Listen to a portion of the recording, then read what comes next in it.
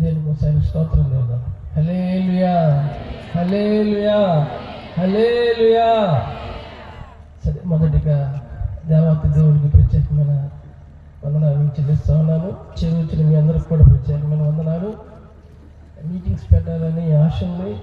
ప్రార్థన చేస్తున్నప్పుడు దేవుడు దైవజనులు జ్ఞాపకం చేసిన తర్వాత దైవజనులు కూడా ప్రార్థన చేస్తున్నప్పుడు దైవజనుల్ని జ్ఞాపకం చేసిన తర్వాత దైవజనులు మేము భాస్కర్ అడిగిన తర్వాత కొంత గ్యాప్ వచ్చిన తర్వాత ప్రార్థన చేస్తూ ఉన్నాం.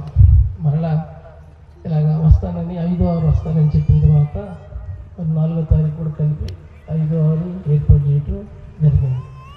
ఇంకా ఇదంతా ప్రార్థన, ఇదంతా మోకాళ్ళం.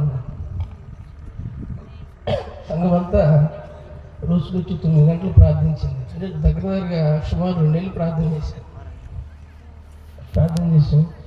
ఇంతగా మీరందరూ రావడం